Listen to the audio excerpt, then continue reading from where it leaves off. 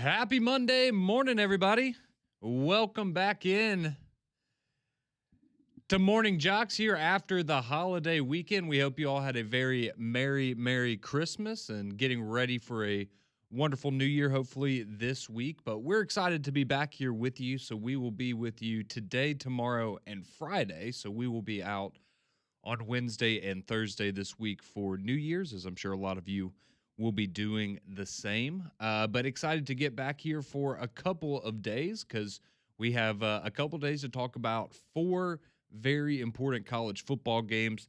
Of course, the quarterfinal round of the college football playoff is coming up with Ohio State and Miami on Wednesday, and then you've got three great games on New Year's Day to enjoy. And of course, like I said, we'll be back on Friday to kind of recap all of that. But for the next 2 days, we kind of know what we're going to be talking about here. It's going to be a lot of Alabama, Indiana in the Rose Bowl, as well as those other quarterfinal matchups here in the college football playoff. But we are glad you're with us after the Christmas holidays. Damian, good to have you here. You have a nice Christmas. Everything all good? Absolutely, man. It was fun. It's a little unique now with you add another family, so there's a lot more A lot more travel involved in years past. But nonetheless, man, it was fun. It was peaceful. It was unseasonably warm. So yes, it was. Yeah, so having shorts on and hearing White Christmas, it's a little bit different, but nonetheless, man, just enjoyed the holiday season, just the rest and relaxation, and just being around family, man. It was great. Well, that's what it's all about, and we hope that all of you out there were able to do the same.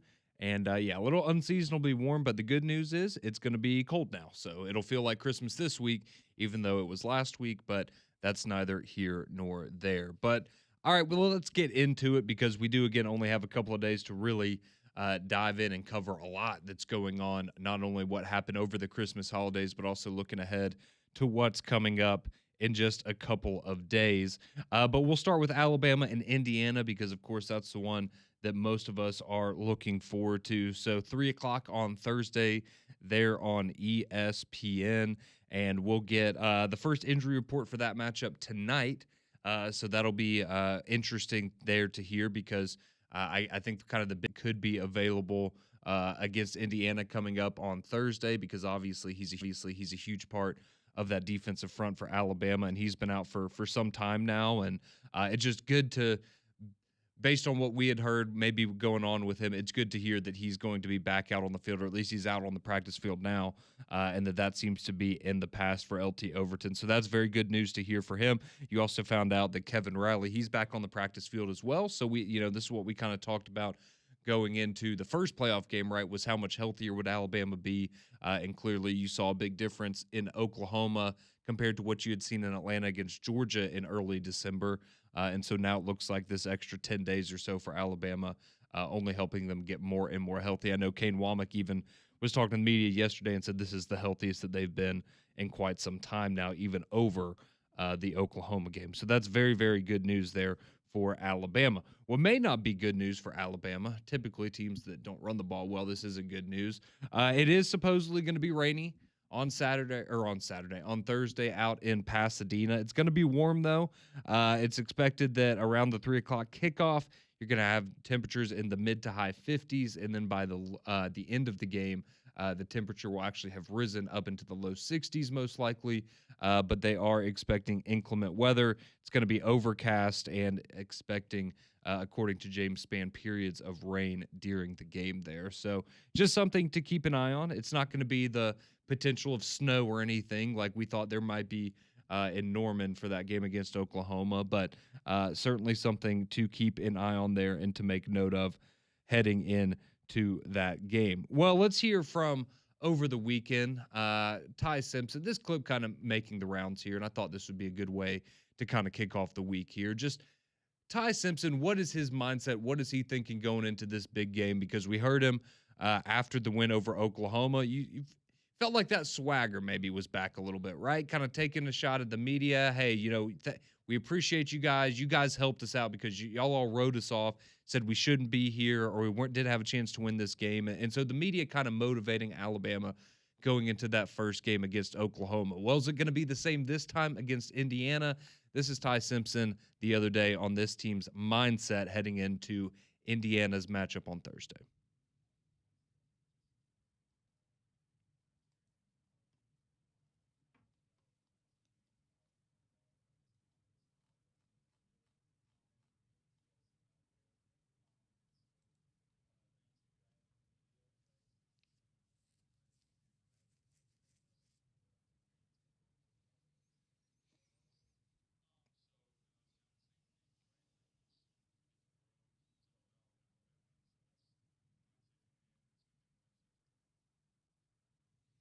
So there you go. Ty Simpson seems like they're maybe playing with a little bit of chip on their shoulder still have a little bit of that. Oh, okay, now we made it to Indiana, but we don't even belong on the same field as Indiana. Right. They're undefeated. They're number one. All this and that. And again, I mean, it's just the power of motivation sometimes. Yeah. And where you can find it. It's the external factors, man. Don't let the naysayers talk, man. You focus on what you have that's ahead of you. The only thing that you can control is your performance against Indiana. Let the chips fall where they may, man. But I like hearing the quarterback have a little bit of a chip on their shoulder, and you got to remember who you are, what the standard is, why we are in the position that we are in, and bump the haters. The haters gonna hate. Yeah, and we've I guess kind of early last week when we were here before Christmas and kind of getting ready for this matchup, I guess that was an early takeaway. It seemed that a lot of people had is, man, this is kind of feels like the first time in a while, right, that Alabama's kind of had that mentality because, to be fair, they haven't, really had many opportunities to be in that position. But now that they are, they certainly seem to be using it, as momentum and using it as, again, more motivation for them as they feel like everybody's kind of writing them off as not a legitimate contender the rest of the way here in the playoffs. But I wanted to do a little bit of a deep dive and just put some numbers out there for you early this morning, just because I know a lot of people probably, you've seen Indiana play. Maybe you saw, the Ohio State game and the Oregon game. But, I mean, let's be honest, there's probably a lot of people out there that you're busy on Saturdays, right? Or you want to watch SEC football. You're not worried about watching Indiana and Purdue or anything like that. So these are, just some ways to maybe compare and see what you're working with Indiana compared to Alabama, for example. So let's start on the defensive side of the ball here as we go through this. So Indiana, they have the second best scoring defense in the country. They're only allowing 10.8 points per game. That's really, really impressive.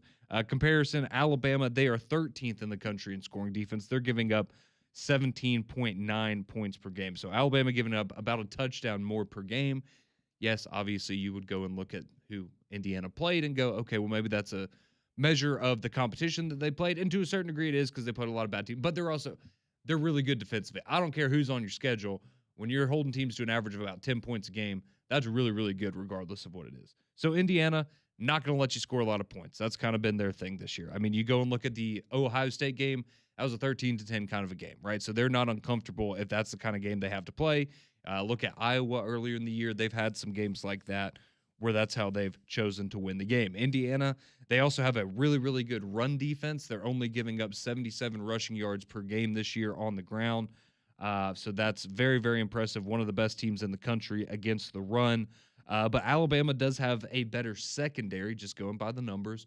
Alabama's given up about 168 yards per game through the air. Indiana's given up about 180. So you do have an advantage on that side of things with the secondary for Alabama. But the run game and again, I think a lot of people will look at it like the Oklahoma game. It's, okay, well, if we don't have a run game and that's kind of the strength of their defense, well, does that really hurt us that much? Because we can't really do that anyways. So you would probably rather maybe the weakness of a defense be the secondary because that's where your bread and butter is with Ty Simpson and the offense this year. Now, how about the other side of the ball? When it comes to scoring offense, Indiana's number 4 in the country. They're scoring almost 42 points a game. They're 41.9 points per game, which is, again, number 4 in the country. Alabama is 34th. They're averaging 31.4 points per game on the offensive side. Alabama, though, they are averaging 270 through the air. And even though Mendoza, he did win the Heisman, they actually have a better passing attack than Indiana does because they only average 251 yards per game. But this is kind of the big difference here is Alabama runs for 109 yards a game. That's okay. That's pretty decent. Yeah, Indiana runs for 221. Oh, boy. So that would be just some quick math there, a little more than double. Yeah. What But the thing is, Alabama Alabama's does. Numbers are a little skewed because of the last couple of weeks. We know how good they are running the football. Yep, they are more than twice as effective running the football as Alabama. But again, like I said, right, if you it's not really a strength of your offense and you're going into it and you can't run the ball because of how good Indiana's run defense is, that's probably got to give. probably a little bit of what you're expecting to do. Now we'll see. Ryan Grubb said he thinks that he'll see a much different looking offense in the first quarter of this game because he kind of brought up the fact that, yeah, we have a problem with getting off to these slow starts and kind of putting ourselves behind the eight ball. And, he doesn't expect that to happen on Thursday. So we'll wait and see there. But those are just, again, a couple comparisons in terms of, okay, so Indiana, they score more points, they give up less points to the opposition. Well, a lot of people would just go and look and say, well, look at who they played. They've had an opportunity to run up the score more. And then, they haven't played very difficult offenses. So I can understand that. But clearly, Indiana, one of the most dominant teams on paper this year and very deserving. And you see why they're the number one team in the country. This is where I think it gets a little more interesting, though. And if you want maybe a more, I don't want to know if it's more accurate comparison, but, just taking a little bit of a deep dive into it, I went and I took, so Alabama, they've played 4 games this year now against playoff teams, right? Because they played twice against Georgia and twice against Oklahoma. Indiana, they've only played 2 playoff teams this year. They played Ohio State and Oregon. So I also threw Iowa in there because I think Iowa's probably the third best team that they played this year. Okay. At least probably the third best defense that they played this year. So against Ohio State, Oregon, and Iowa, these are the 3 best teams that Indiana faced this year, in my opinion. They're averaged 21 points per game. So that's half what they normally average, 21 points a game. And in those 3 games collectively, Fernando Mendoza has thrown for 670 yards, 4 touchdowns, and 3 interceptions. Okay. Now for Alabama, again, this is a 4-game sample size compared to a 3-game for Indiana, but this is the 2 games against Georgia and the 2 against Oklahoma. So I put in the terrible Georgia game in there because if we took that out, these would look a little better. But even in that 4-game sample size, Alabama's averaging 21.5 points per game, so half a point more than Indiana. And Ty Simpson's thrown for 1,046 yards, 6 touchdowns, 2 interceptions, and he also had a rushing touchdown in that stretch as well. So again, not saying that means anything, but if you just look at them side to side, yeah, they're fairly equal. Mm-hmm. And you would probably give a slight edge to Alabama in those, how they've performed in those games against that opposition. Did you compare the records in those numbers as well? The number or the record in those games, it would be 2-2 for Alabama and 3-0 for Indiana. I got you. That is a very important. Important data point. Yeah. I was just making sure all the numbers were calculated correctly. So again, it doesn't mean anything. It's just more so to show you that maybe these teams are a little closer than people want you to believe when they're playing top competition. Right. I'm not saying that this means that Alabama is going to go and win by half a point because that's what their average is this year over Indiana against these teams. But again, just to show you that both these teams are pretty good, and as good as Fernando Mendoza is, right, there's opportunities there, as you would say, for Kane Womack in that defense. So I just want to take a little deep dive there into Alabama and Indiana. Of course, we'll go further in and talk more about it throughout the show. And, of course, tomorrow we'll have our picks for you on a Tuesday instead of a Friday. So that'll be a lot of fun. But just kind of starting the week off right, giving you some reasons if you're an Alabama fan to maybe be optimistic or just some things to think about when it comes to Indiana. But make no doubt about it, that's going to be a tough game on Thursday to win. We can sit here and we can find ways to spin things one way or the other. I could find every stat in the world that would make Alabama look like, they should be favored by 10 points. But the reality is Indiana has been a much better team. They've been a more consistent team than Alabama this year. And it's certainly not going to be a cakewalk for either team on Thursday. But I think Alabama's got a lot of work ahead of them if they want to find themselves advancing in the college football playoff. But we'll get back to that. We'd also love to hear from you, your early thoughts on the game, 205-834-9450 on the courtesy GMC text line. But let's take a minute. What else is going on in the college football world? Because I don't think Kalen DeBoer is going to Michigan anymore, but who is? We'll tell you the latest on that next on JOX.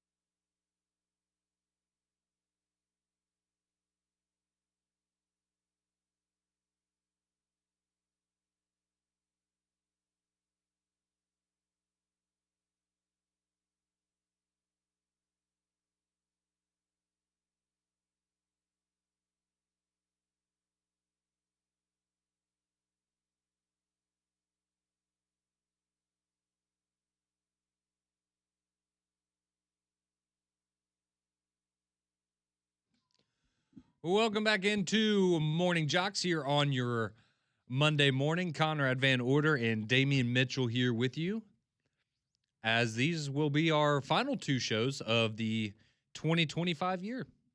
And then we'll be back on Friday for our first show of the year 2026. Very exciting times here. We appreciate you joining us each and every morning on the show, and we appreciate all of you chiming in on the Courtesy GMC text line 205-834-9450. We'll get to some of your text here in just a minute, but the big news really in the college football world over the weekend, outside of what's going on with the playoff, is Michigan. They needed to find a new head coach, and depending on where you looked, a lot of places would have told you that despite, even his releasing a statement and answering questions about it to the media, that Kalen DeBoer was still at the top of the list for Michigan as a candidate to be the Wolverines' next head coach. And those rumors finally died over the weekend as Michigan announced that they are going to enter into a 5-year deal with Kyle Whittingham, the former Utah head coach, and a name that obviously, if you follow college football, you're very familiar with. Kyle Whittingham has been at Utah. This is the crazy thing about his time at Utah. So very successful there. He had a 177-88 record in 21 seasons as the head coach there. He's been their last coach before Kyle Whittingham, Urban Meyer. That's how long that he has been there at the helm at Utah. So had a great career there, a great run, but kind of seems like at a certain point they just realized it was maybe time they wanted to go into a different direction. I know that he had kind of set a plan in place for, who was going to take over the program. And very similar to like kind of what Urban Meyer did with him back in the day, right? But maybe just got to the point where Utah said, all right, let's go ahead and get that plan going in motion, coach. We appreciate what you've done for us, but I think it's time for us to go in a different direction. So Kyle Whittingham now lands at Michigan. He's going to make around $8 million this year. And again, it's a 5-year deal for the 66-year Kyle Whittingham. Again, won 177 games and won back-to-back Pac-12 championships, actually, in 2021 and 2022. So, look, I think Kyle Whittingham's an incredible coach, certainly one of the best ones in the sport. And look, if you're Michigan, with everything that's going on there, if you still ended up landing on Kyle Whittingham, that's a fantastic hire, in my opinion. So we'll see what they're able to do in the portal and kind of get that roster together and really what, the rest of the investigation into the athletic department holds. But I certainly think this, your floor, if you're Michigan, is pretty high now for the next couple of years, and we'll just see what the ceiling can be. But Kyle Whittingham now the next head coach at Michigan, and I think when all is said and done, he will have a nice bit of success there. Yeah, like you said, if this is where your quote-unquote, last resort hire is, it's probably one of the better ones in college football for sure. Kyle Whittingham, you can look at his track record at Utah. He's won with less, essentially. But year in and year out, having one of the more physical programs, like the identity of Utah was based on Kyle Whittingham, of just being physical, hit you in the mouth. And just when you look at what Michigan pretty much needs to do right now is a hard reset. You need to pretty much, I know he may have won you a national championship, but everything that's happened since Harbaugh left, you got to clean all that out. And he's the guy that can go in. He makes no bones about it. He's a phenomenal football coach, and if you want results, you're going to get them immediately. But I think if you're Michigan, if you struck out on everybody else that you wanted and you landed with Kyle Whittingham, you're in a pretty doggone good spot. Because to me, I thought he was retiring. I thought he was done with it, saying, you know what, college football has been great to me. I've built what I've built there at Utah. I can ride off in the sunset. But when a job like this opens up and they start calling you, it's okay. I got one more left in me, and I think that this could be something. I'm not saying they're going to be national championship contenders tomorrow, but I do think if you're going to reset and put yourself on a solid foundation moving forward, you can't get any better than what you got with Kyle Whittingham. Yeah, and I think he's a significantly better coach than Sherrone Moore. Oh, I think they, again, through all of this, you've at least upgraded at the head coaching position. There may be some other things they're going to have to change there, but at least in terms of, in my opinion, the quality of the football coach that you have and the direction that your program's in, I think you're in a much better spot now than you were a month ago. Oh, 100%. So, good job for Michigan. They failed upwards, and sometimes that happens. It does, yeah. And it worked out it worked out great for them. But if you're an Alabama fan, you can rest easy knowing that Kalen DeBoer not going to Penn State, not going to Michigan. I guess he'll just have to stick it out here at Alabama. I know a lot of people think that's probably just dreadful, but seems like he is quite happy with that. He's coaching in a big game coming up on Thursday, so I think a lot of people are happy that Kalen DeBoer will be staying in Tuscaloosa for the time being. But everything else going on in the world of college football, we have some bowl games that we'll get to here in a little bit, because I know some of you are already chiming in and know it's not been the best early slate for the SEC and some couple of teams in particular. But today we are excited because we have the J-Lab Birmingham Bowl going on at Protective Stadium right downtown. Later on today, it's a 1 o'clock kickoff there on ESPN. Of course, you can go get tickets, go attend in person down there at Protective Stadium. But Georgia Southern and Appalachian State are set to face off. Georgia Southern right now a 7.5-point favorite over App State, so should be a great scene. Very, very exciting today, and I'm sure a lot of you are going to be headed out there to Protective Stadium, and we look forward to taking in the sights as well and getting to hear about the wonderful experiences that all of you have out there at the Birmingham Bowl. Again, 1 o'clock kickoff today from Protective Stadium. Let's get to the transfer portal, though, quickly, because we do have some more news for both Alabama and Auburn, actually. So we'll start with Alabama, because they really just had one announcement that came in over the holiday weekend.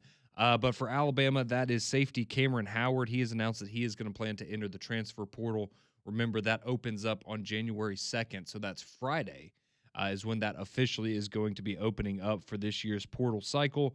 But Cam Howard, he transferred in from Charlotte, if you remember, before the 2024 season, so he's been there for the last 2 years in Tuscaloosa. And, you know, a guy that came in as a depth piece, and, you know, I think just unfortunately for him, right, it's just a reality of it's a pretty stacked room that you're in, and, yeah, you know, you've got, you know, when you got Keon Sabb and Bray Hubbard in front of you, you're probably not going to, you know, experienced veterans, see the field a whole lot. Right. So he will is going to enter the transfer portal on Friday. Not a huge surprise there for Alabama, but that is the first name that we have heard of their intention to enter the transfer portal. For Auburn, there's more than one. Based on my last count, so if I'm forgetting somebody, I apologize, but I did my list. I checked it twice. 25. That is now the number of players that have announced their intent to. Well, I guess maybe 26 if you count Damari Alston. I don't know if I counted. He was early on. So yeah, that's kind of different though. Grandfather clause in. Out of sight, out of mind with him, I guess. But yeah, about 25 Auburn players now have announced their intent to enter the transfer portal. Probably the big one over the holiday weekend. You may have missed Xavier Chaplin, Auburn's left tackle, who was a liability. He was a liability. He was a liability. He was an expensive liability. Uh-huh. If you remember, he came over from Virginia Tech going into the year. Some people thinking he might be a first-round pick in the draft coming up in April. And if you remember, he was the one that struggled. Maybe had some hearing problems at times. And he struggled.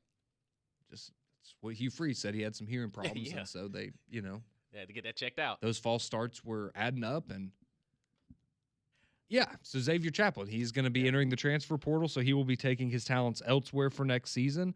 You also had safety Kinsey Louder-Faustin. He announced that he's going to enter the portal yesterday. Cornerback Donovan Starr, he announced that some point early last week. I couldn't remember if we brought that up on Monday or not, but he put his name in there as well. So we're now up to 25 players that Auburn Auburn players that have announced their intentions to enter the portal coming up on Friday. But there is good news as well, Damian, because you flipped a commitment in the 2026 class from Michigan, actually, as 4-star wide receiver Brady Marchese. I believe I'm pronouncing that correctly. He announced that he's committed to Auburn over the weekend. He had gotten out of his commitment with Michigan. Obviously, with everything going on with Sharon Moore, he was able to get out of that and now commits to Auburn. He's the 20th best receiver in this upcoming class, according to 247. And Auburn now with a top 30 class, according to some recruiting websites. So a good get there for the Auburn Tigers. So you lose 25 players in the portal, but you're bringing in this guy in recruiting. And yeah. I'd say that tongue-in-cheek. Look, the reality is for Auburn, of these 25 guys, there's maybe 5 of them that you're actually like, dang, kind of sucks that they're hitting the portal. Right.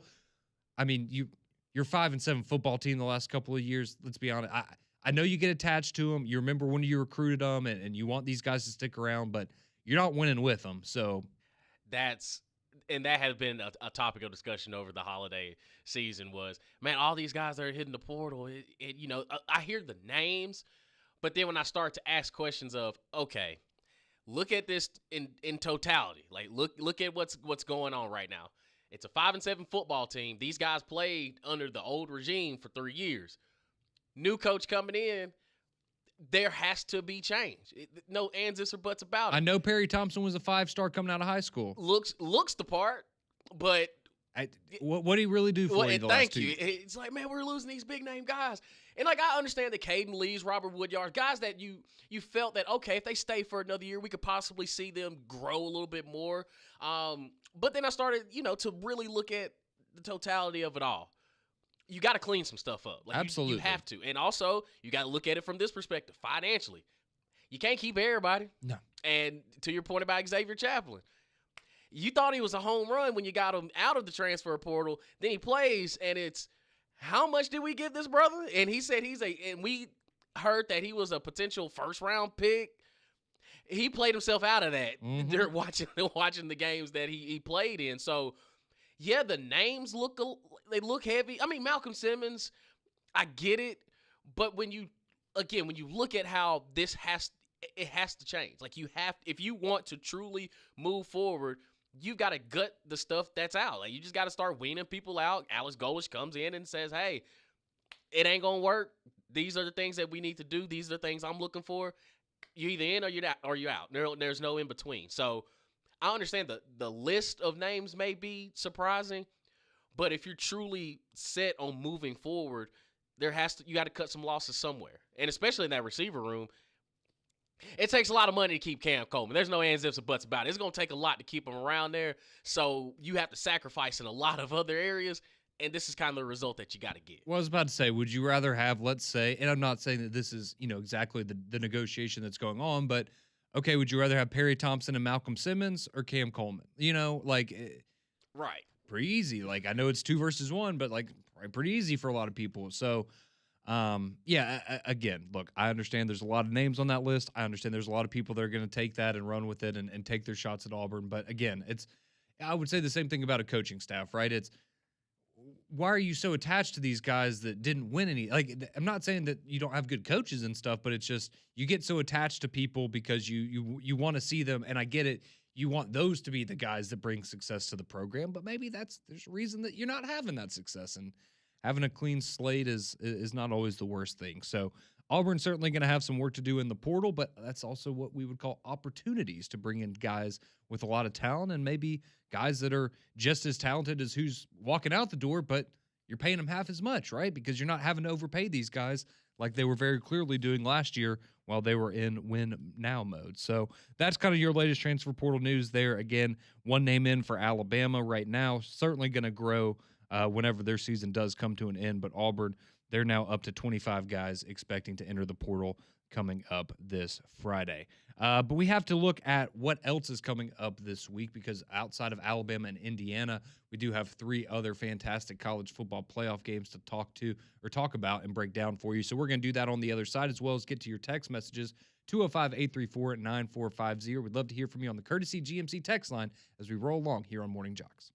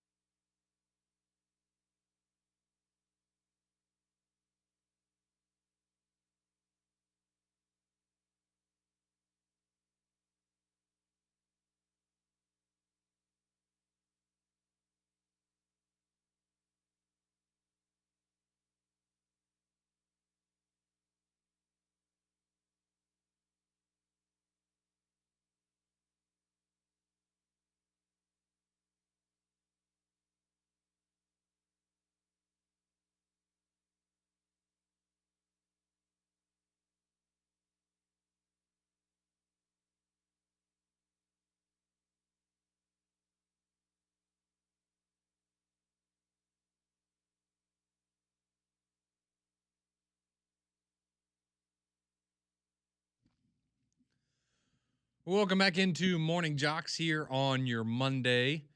Conrad and Damian with you. Hope you had a wonderful holiday week last week, and many of you probably continuing that this week.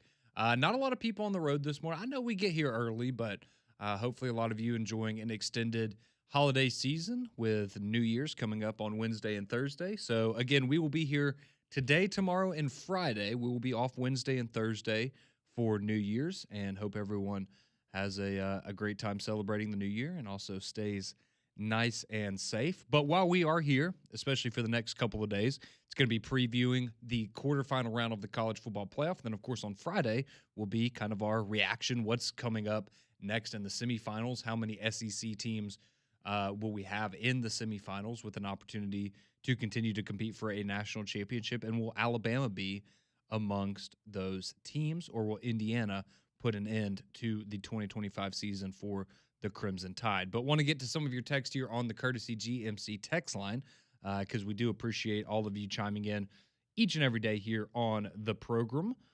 And this one says, John, he chimes in. He says, it's taboo to blame the players, but the championship roster, he says that in quotations, the championship roster at Auburn was 15-21 over the last 3 seasons. Exactly. So it's, again, you have a lot of talented guys there. Make no mistake about it. And there's a lot of guys there that, whether it's guys that are going to stay there or aren't, that could contribute and, be a part of the success in the future potentially. But I mean, yes, that's exactly what they are. He didn't miss any words. What was it? They are who we thought they were. Yeah, 100%. But they were close though. They were really close. They were really close. You're right.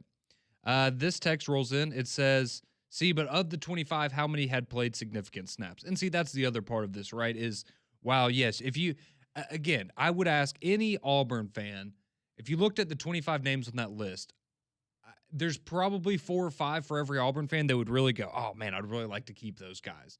But if you're being honest with yourself, there's probably about at least 20 of them that you go, okay. And of those 20, half of them you might not, I'd never even heard of that kid. Right.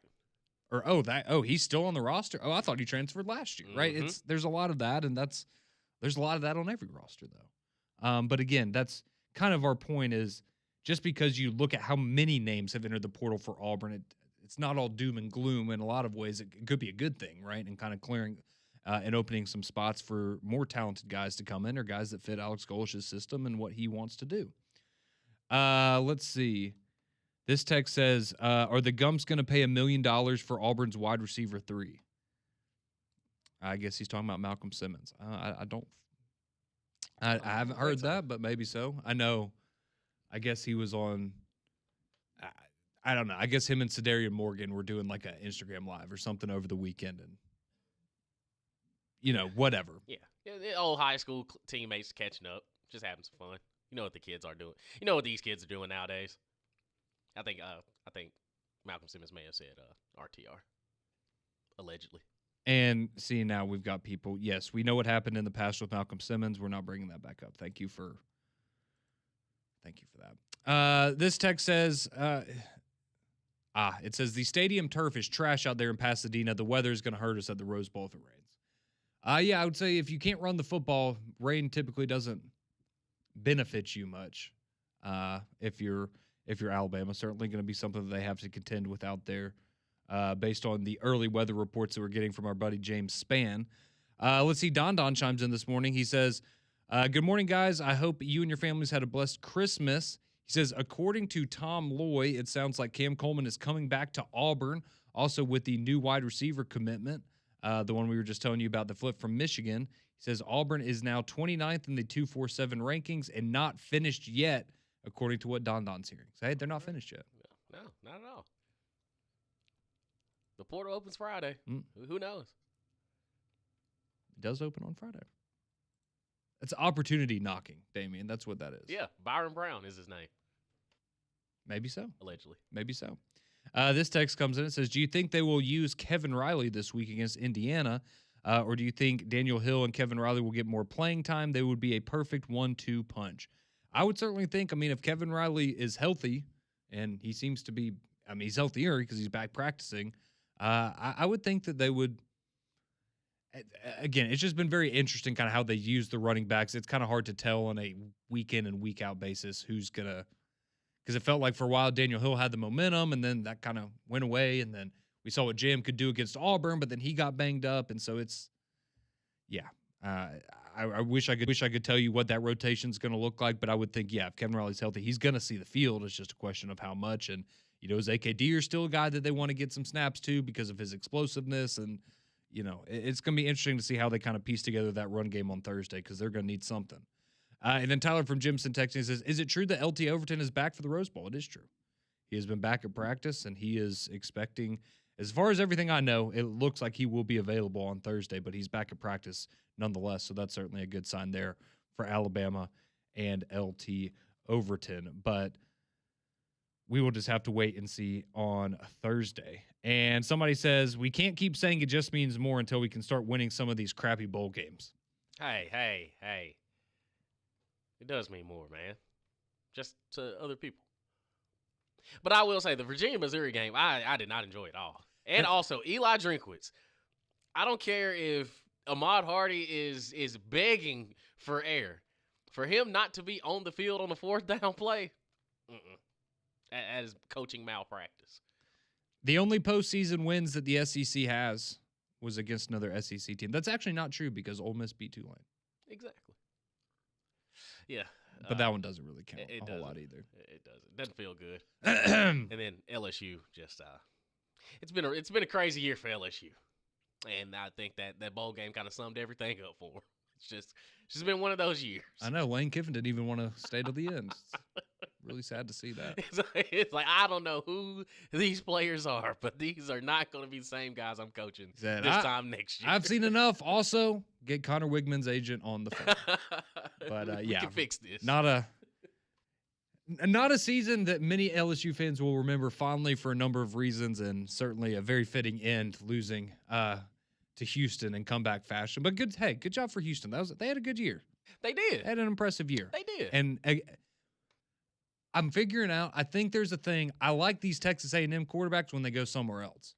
Right? I've said that. Worked well for Haynes King. Worked well for other than Zach Calzada, because he wasn't good when he was there. No. Outside of that, yes, absolutely. They get better when they leave. Marcel Reed, not saying that you're not good, but if you did have on another uniform, who knows what you may look like? May actually be a fan. I doubt it, but I think there's some Aggie fans out there that maybe would the same way not be opposed to seeing that. See what that does look like. He's no Kellen Mond. No, he's not. But yeah, rough start to bowl season for the SEC, and of course we are never going to hear the end of it, because this is what all the SEC haters live for, and unfortunately giving them a lot of ammunition here over the last couple of days of the bowl season. But we need to continue on here, start looking ahead to the other playoff games coming up this week. We'll just give you some of our quick thoughts, early takeaways on what we think is going to go down in the quarterfinal round of the college football playoff. That's coming up next here on JOX.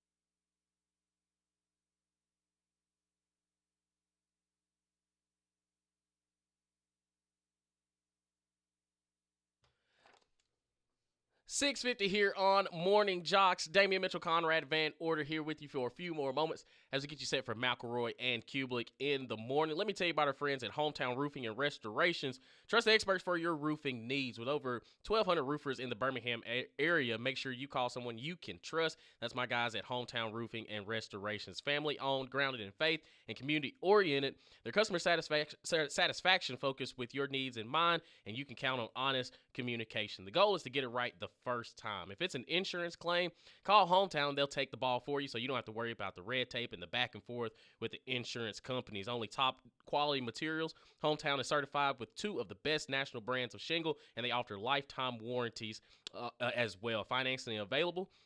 And listen, with all this weather changing, and if you're worried about your roof, the aging roof, or any roof damage, Hometown offers free inspections. Also rated A+ by the Better Business Bureau. Give them a call at 205-984-4777 or visit htroofers.com. That's 205-984-4777 or htroofers.com. Hometown Roofing and Restorations. Do it right the first time. Well, it may be a Monday, but that doesn't mean you don't have a pretty loaded slate. You got options today as far as your sports viewing goes. So, of course, we'll remind you once again today at 1 o'clock at Protective Stadium downtown, you're going to have the J-Lab Birmingham Bowl going on there with Georgia Southern and App State doing battle. So very excited for that one coming up a little bit later this afternoon. You've also got Monday Night Football tonight. You've got the Rams and the Falcons there at 7:15 over on ESPN. That game is going to be taking place there in Atlanta at Mercedes-Benz. And then you also have SEC hoops tonight. Alabama and Auburn both on the hardwood. So Alabama, they're going to host Yale tonight at 7. You can see that on the SEC Network Plus. And Auburn, they've got the late game tonight. They're hosting Queens at 9 o'clock on the SEC Network. So you got some options. You got college, you got pro football, you got college hoops. So you got a lot of great stuff coming up today in the world of sports. But quickly here, our last couple minutes before we hand you off to McElroy and Kublik in the morning, because I know tomorrow we're going to be making a lot of picks and stuff, and things will go very, very quickly. It'll kind of feel like a Friday, even though it's a Tuesday. But I wanted to get some of your thoughts, Damian. I know, of course, you're the biggest Ole Miss fan in the state of Alabama. You're repping them proudly today. We haven't had time. We haven't talked about that game against Georgia, but just that matchup, a game we saw the first time this year, where really Ole Miss outplayed Georgia for the first 3 quarters. It was just, unfortunately, in the fourth quarter that's kind of Kirby Smart's bread and butter there, and they were able to come away with a victory. But how do you feel about your Rebels heading into that matchup with Georgia? I think it's imperative that we jump on them early. The quicker that you can kind of punch Georgia in the mouth, it's more of an imperative. It's more on them to how they respond and how that game is going to play out. And again, Georgia's taken essentially a month off since playing. It's been a minute. So that kind of, Kirby Smart, he can really dial it up, can really focus in on what an offense does. But also, I think if you're Ole Miss, it's a quicker turnaround. It's okay. We've already got a game up under our belt within the same month that they've had, the time off. So I think Trinidad Chambliss, making sure that he can stay hot, because you have to avoid those lulls, because that will help Georgia. You got to make sure you take care of the football. But the thing with Georgia, man, Gunnar Stockton, he's proven game in and game out that he's just a dude. He goes out there, he plays confident, plays within the system. But I feel good about the ball game. I really do.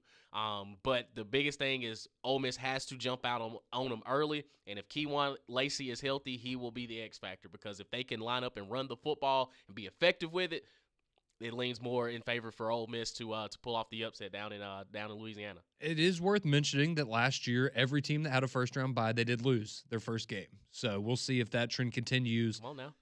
I'm just saying, we'll see if that would benefit. That would benefit Ole Miss. So you're telling me there's a chance, Conrad? I'm telling you there's a chance. I will say this. One team that I'm seeing maybe a little more love for than not saying that, obviously these are all great teams, but I've seen maybe more people start to pick Miami to upset Ohio State a little bit. Do you buy into that at all? I mean, Ohio State's going to have to help them out along the way, but if you're going pound for pound, I think Ohio State's got that one. I think, certainly within the 9.5 is reasonable. Right. If you're Miami, keep it close, but a lot of people think the U might pull off the upset. So We'll, of course, give you our picks, what we're thinking about those games coming up tomorrow. But going to be a fun couple of days here on Jocks. McElroy and Kubelik in the morning. Those guys are up next.